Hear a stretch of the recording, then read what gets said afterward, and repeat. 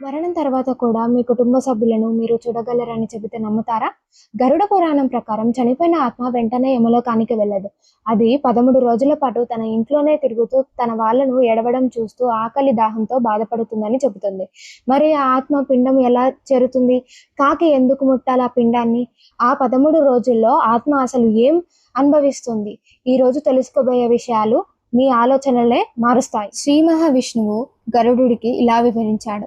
గరుడ, యమలోకం నుండి వెనక్కి వచ్చిన ఆత్మ తన పాత నిర్జీవ దేహాన్ని చూసి మోహంతో మళ్ళీ అందులోకే ప్రవేశించాలని ప్రయత్నిస్తుంది.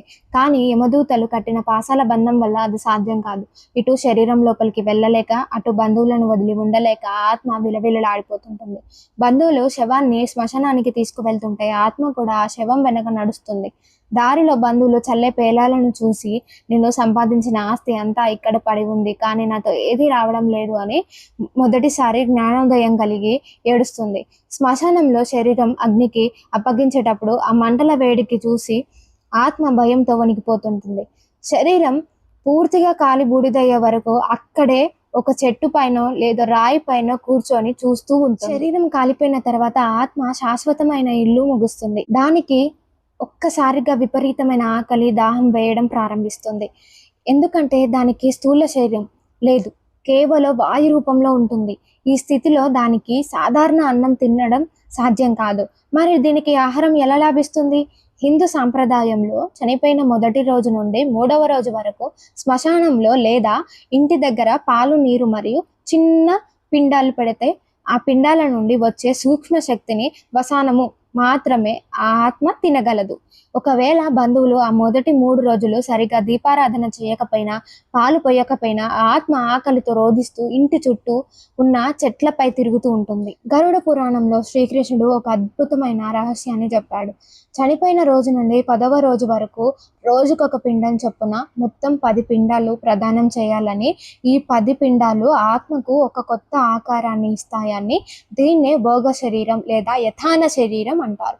మొదటి రోజు మొదటి పిండం వల్ల ఆత్మకు తల భాగం ఏర్పడుతుంది. రెండవ పిండం వల్ల మెడ మరియు భుజాలు వస్తాయి. మూడవ పిండం వల్ల గుండె, రొమ్ము భాగాలు ఏర్పడతాయి. 4వ, 5వ పిండాల వల్ల ఉదరం అంటే కడుపు, నభి వస్తుంది. 6, 7, 8 పిండాల వల్ల నడుము, తొడలు, కాళ్ళు ఏర్పడతాయి. 9, 10 పిండాల వల్ల ఆ శరీరానికి ఆకలి, దాహం మరియు నడిచే శక్తిని వస్తాయి. చూసారా, మనం పెట్టే పిండాలు కేవలం ఆచారమే కాదు, అది ఆ ఆత్మకు పరలోక ప్రయాణానికి కావలసిన కొత్త నడక, శరీరానికి తయారు చేసే పవిత్రమైన ప్రక్రియ. పిండం పెట్టినప్పుడు కాకి ముట్టిందా లేదా అని అందరు ఎందుకు అంత టెన్షన్ పడతారు? దీని వెనక గరుడ పురాణంలో బలమైన కారణమే ఉంది. కాకిని యమధర్మరాజుకు వాహనంగా మరియు యమలోకానికి దూతగా భావిస్తారు. ఆ సమయంలో చనిపోయిన ఆత్మ నేరుగా ఆహారాన్ని తాకలేదు కాబట్టి కాకి రూపంలో వచ్చి ఆ అన్నాన్ని స్వీకరిస్తుంది. ఒకవేళ చనిపోయిన వ్యక్తికి ఏమైనా బలమైన కోరికలు మిగిలిపోయినా లేదా కోడళ్ళు, కూతుర్లపై కోపం ఉన్నా కాకి ఆ పిండాన్ని ముట్టదు. బంధువులు, నీ పిల్లల్ని మేము బాగా చూసుకుంటాం, నీ అప్పులను తీరుస్తామని గంగాధరుణ్ణి సాక్షిగా ప్రమాణం చేసినప్పుడు ఆ ఆత్మ శాంతించి కాకి రూపంలో ఆహారాన్ని తింటుంది. కాకి పిండాన్ని తాకగానే ఆత్మకు ఆకలి తీరి ప్రశాంతత లభిస్తుంది. 11వ రోజు చేసే నారాయణ బలి, 12వ రోజు చేసే సపిండి కారణం అత్యంత ముఖ్యమైనవి. బతికి ఉన్నప్పుడు ఆ మనిషి తెలిసి తెలియకను ఎన్నో పాపాలు చేసి ఉంటాడు. ఆ పాపాల తీవ్రత తగ్గించడానికి కొడుకులు బ్రాహ్మణులకే వస్త్రాలు, పాత్రలు మరియు గోవును దానం చేయాలి. ఈ రోజుల్లో చేసే దాన ధర్మాలు ఆత్మకు యమలోక మార్గంలో వచ్చే ఎండ, వేడి, దాహం నుండి కాపాడడానికి గొడుగుల, పాదరక్షగాల్లా మారుతాయి. 12వ రోజు చేసే సపిండి కారణంతో ఆత్మ తన పితృదేవతలు అంటే ముత్తాతల, తాతల గుంపులో చేరుతుంది. అంటే అంతవరకు కేవలం ప్రేతాత్మగానే ఉన్న జీవుడు ఈ పూజల వల్ల పితృదేవతగా మారుతారు. 13వ రోజుతో భూలోకంలో ఆత్మకున్న అన్ని బంధాలు తెగిపోతాయి.